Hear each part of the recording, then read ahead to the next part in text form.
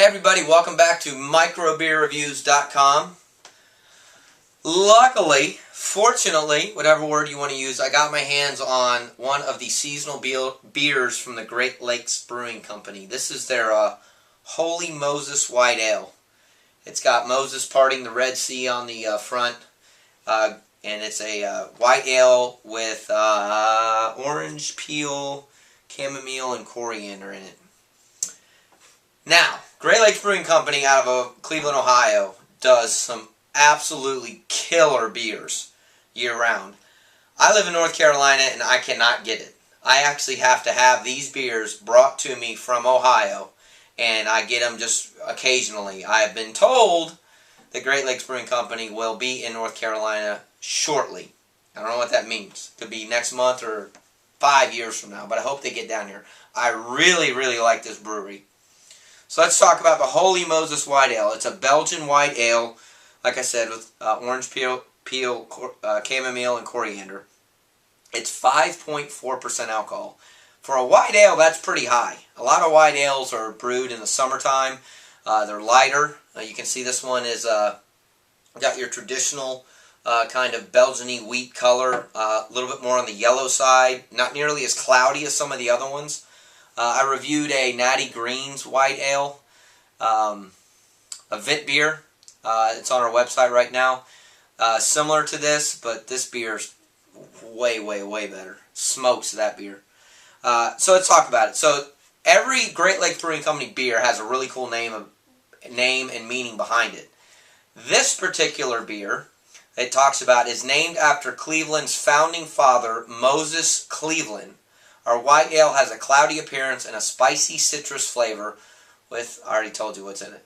The beer is traditionally brewed from all natural ingredients. No chemicals or preservatives are ever used. Best served at 48 degrees Fahrenheit. And then it talks about how it's won several gold medals at different breweries. They also put date of freshness on here. I got this about 2 weeks ago. It's in September and it's good through September 10th, 2011. The other thing it talks about is it says, brewery grains do have a life after beer. Spent grains make up our menu's barley, beer, bread, and pretzels, and are used for organic growing of mushrooms. So that's pretty cool. So after they brew beer, they take the spent barley and they make bread and pretzels out of it. Pretty cool. Grains are also nutrient-rich feed for local dairy cows and to feed worms. And then it says Holy Moses, which produces organic fertilizer for local or urban gardens. Pretty cool. So, a lot of breweries talk about recycling and wind energy, and they're going to cans and preserving the environment. They're taking their spent ingredients to make their beer with, and they're selling it to farmers for feed and to grow mushrooms. I didn't know that. Alright, so the beer itself, yes, it's a Belgian white ale. Not a big fan of, but this beer, when you smell it, it's not nearly as flowery. It, to me, smells almost close to a pale ale. Not an Indian pale ale, but close to a pale ale, which I like. The IBUs on this beer are 20. This is really important. It is a little bit bitter.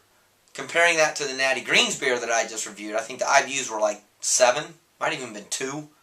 This beer is a little bit bitter and smells like beer. It doesn't smell like a flower. Alright, number 1, good point. Number 2,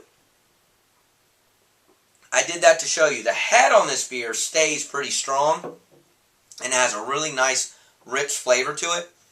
It's thicker than some of the other ones, but doesn't have that weedy aftertaste that I can't stand in Belgian ales. I like this Belgian ale a lot because it doesn't have that obnoxious aftertaste. You can taste the orange peel. You can taste the coriander and the chamomile. To me, all three are fairly equally balanced, which is a strong point for me. A Belgian ale, like I said, I'm not a huge fan of. I would probably buy this again. I'm very happy I got to try it.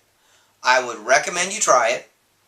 I don't know where you're going to find it unless you live up north in Ohio area, Pennsylvania. I know it's around too. I would definitely try it.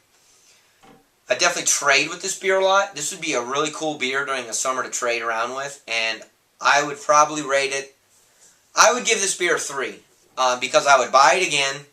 I think it drinks really well. I think it's very balanced. I actually like the fact that it's got a higher IBU at 20, so it tastes a little bit more beer flavor and pale ale-ish on the pale ale side of the Belgian wheat as opposed to on the wheat nasty stank aftertaste side. I like it. I like it a lot. But I don't think I've ever reviewed a Great Lakes beer less than a 3. This is probably the lowest rating I've ever given to a Great Lakes beer. Their beers are absolutely phenomenal. They're in my top 5 breweries. Sam Adams always being first. Followed by Anderson Brewing Company, New Belgium Brewing Company. I mean, the list goes. Great Divide Brewing Company, they're up there on the list. Anyway, these guys are absolutely outstanding brewery. So check this beer out.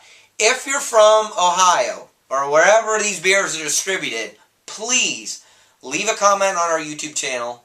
Let me know what else to try and get a hold of that you like, especially the seasonals, so I can do a review and try to get someone to bring it down for me. Click like on our YouTube channel as well to if you like it. Tell us if you don't like it, but tell us why. Thank you for watching microbeerreviews.com. I can't wait to review another beer for you again from Great Lakes Brewing Company in the very near future. See you again real soon.